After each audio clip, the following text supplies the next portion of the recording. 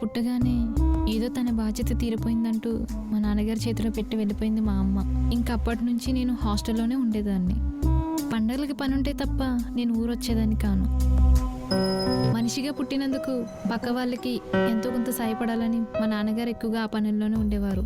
మా నాన్నగారి మంచితనం మరీ ఎక్కువైపోయిందేమో. కాలం యాక్సిడెంట్ రూపంలో వచ్చి 6 నెలల ముందు తీసుకెళ్ళిపోయింది. ఇంకప్పటి నుంచి మా ఇద్దరికి కష్ట సుఖాల్లో మేము మాత్రమే తోడున్నాం. మన లైఫ్లో మనకు విలువైన వాళ్ళు దూరం అవుతున్నారంటే ఇంకెవరో లైఫ్లో వాళ్ళకు విలువైన వాళ్ళగా మనం దగ్గరగా వెళ్తున్నట్టు. చాలాసార్లు ఈ ప్లేస్కి వచ్చాను కానీ ఈసారి కొంచెం కొత్తగా అనిపిస్తుంది.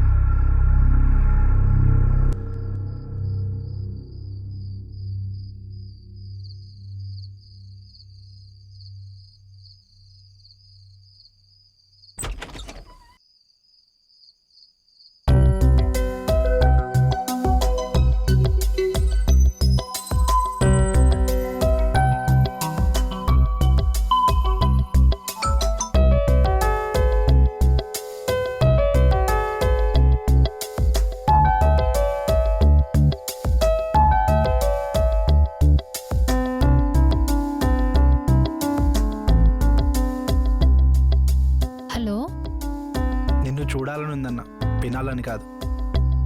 అయినా రోజంతా నీతోనేగా ఉన్నా. ఇంకా కంప్లీట్ అవడానికి 3 hours ఉంది కదా.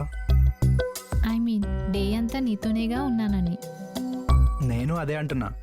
నైట్ ఇప్పుడు కలిస్తే డే కంప్లీట్ చేయొచ్చు కదా. అయినా ఇంత సడన్గా ఎందుకు అలా అనిపించింది?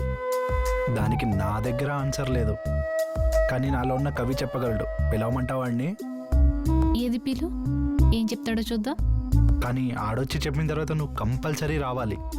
అది నీలో ఉన్న కవిని బట్టి డిపెండ్ అయి ఉంటుంది.